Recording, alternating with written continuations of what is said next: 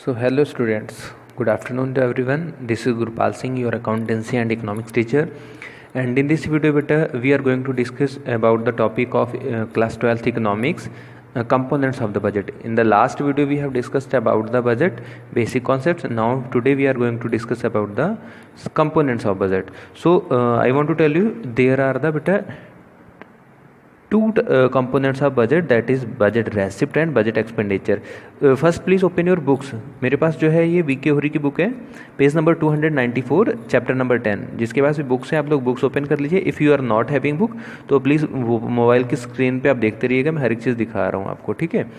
So see there are the two components of the budget, budget receipt and budget expenditure. मैंने कल क्या कहा था, बजट दो चीज़ों से मिलकर बनता है कि एक एस्टिमेट लगाया जाता है पूरे साल में कितना पैसा आएगा, कितना रेवेन्यू होगा, और दूसरा कितना खर्चा होगा, ठीक है. अब जो रेसिप्ट्स होगी यानी कि पैसा आएगा, it is of two type. एक रेवेन्यू जो रेगुलर नेचर में है, एक अनदर इज कैपिटल जो वन टाइम नेचर में. Okay, so we will discuss today in this video only about the budget receipts. Okay, next in the next video we will discuss about the budget expenditure.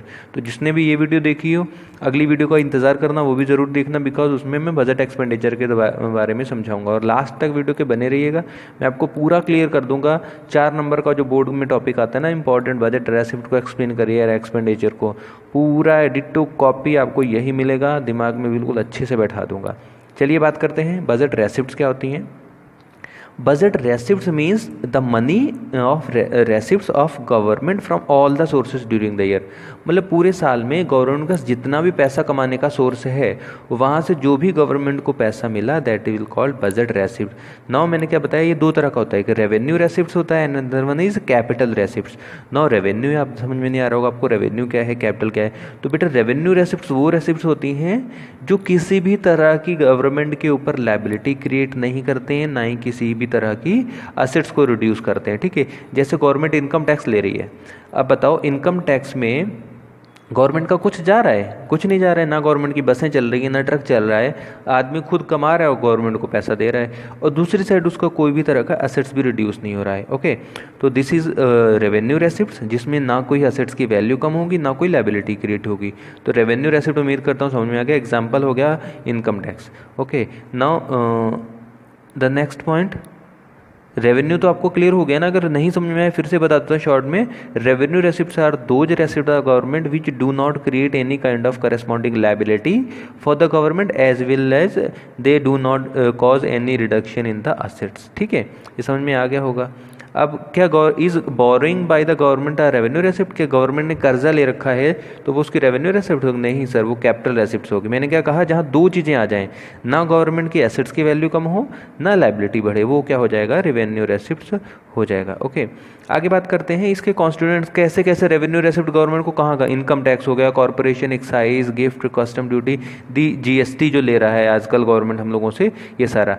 बच्चे form भरते हैं, admission fee भरी जाती है, कहीं job के लिए apply करते हो, पैसा आता है, गवर्नमेंट की रेसिप्ट है, ठीक है, नॉन टैक्स रेसिप्ट है, इस पर कोई टैक्स नहीं लगेगा, ठीक है. पर ये टैक्स के थ्रू इनकम करती है और ये बिना टैक्स के भी. तो अगर गवर्नमेंट ने किसी भी चालान काट दिया, ठीक है, वो भी क्या होगी, उसकी इनकम है गवर्नमेंट की. ठीक है, स्पेशल असेसमेंट जैसे अभी पीएम केयर फंड चल रहा है, ठीक है, 2G स्पेक्ट्रम जितने मोबाइल फ़ोन चलते हैं तो उनको परमिशन देने के लिए भी गवर्नमेंट क्या करती है, चार्जेस लेती है. ठीक है, लोग डोनेट कर रहे हैं, मैंने बोला ना पीएम केयर फंड अभी कोरोना में चल रहा है.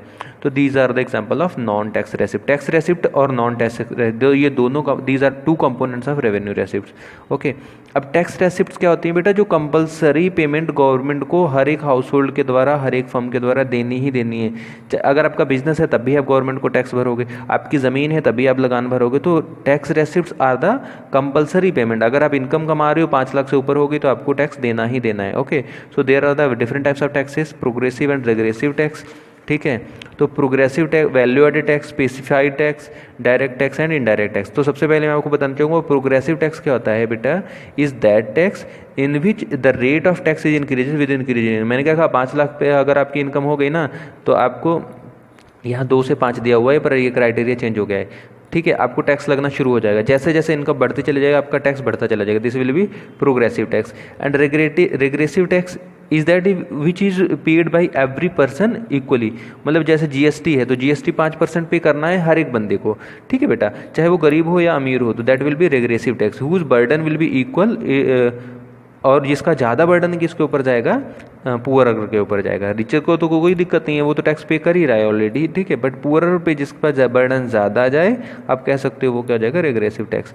Now another one is value added tax. देखिए जैसे जीएसटी, यहाँ पे एक कॉम्प्लीमेंट जीएसटी इसका भी पार्ट हो जाएगा बेटा, ठीक है, इसका बेस्ट है आपका वैल्यू एडेड टैक्स। जैसे पहले लगता था वैट लगता था, सीएसटी लगती थी, उसकी जगह अब जीएसटी आ गया है कि जैसे जैसे your production will rise the same way the value of tax will rise, that will be value added tax. Value added का मतलब है आपका आउटपुट बढ़ेगा तो टैक्स आपका बढ़ जाएगा।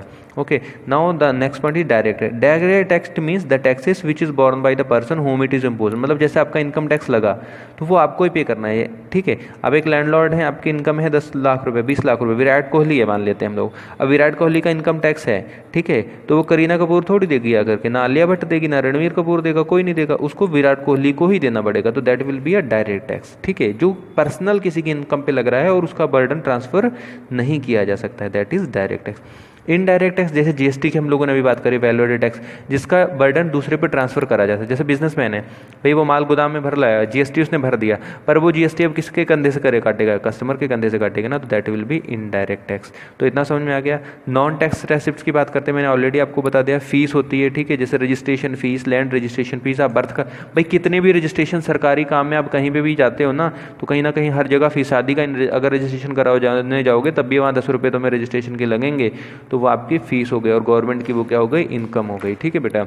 फाइन जैसे चालान काटती है, इस चीट क्या होती है आपको बता देता हूँ, the income of the state which arises out the property left by the people without a legal higher. मतलब कई बार क्या करते हैं कि लोग बिना किसी के परमिशन के प्रोडक्ट को खरीद लेते हैं, ठीक है, गवर्नमेंट क्या करती है फिर उनको बेचती है, सेल कर दी है, ठीक है, जो लोगों ने छोड़ दी होती है ऐसे दान में, कुछ भी मान लो उससे, ठीक है। स्पेशल असेसमेंट में क्या होता है कि कोई भी कंस्ट्रक्शन बन रहा है तो उसके बाद में क्या करा, उस पर पैसा लेना शुरू कर दिया, वो स्पेशल असेसमेंट हो गया। जैसे पुल बना दिया गवर्नमेंट ने कहीं, ठीक है, उससे। Next one is income from public enterprises, मैंने आपको ऑलरेडी बता दी, जैसे जो भी सरकारी चीनी मिल है आपकी, रोड प्लांट है, फैक्ट्रियां हैं गवर्नमेंट जितनी भी बीएचएल की, उनसे। स्पेक्ट्रम से मैंने आपको बताया, दान से मिल जाएगा। ओके, तो ये समझ में आ गया आपको। अब बात करते हैं कैपिटल रेसिप्ट्स की। बेटा capital receipts are those receipts, simply उसका जस्ट अपोजिट है, जो लाइबिलिटी भी गवर्नमेंट के लिए क्रिएट कर देगी और साथ साथ में गवर्नमेंट के असेट्स की वैल्यू को भी कम करेगी, ठीक है।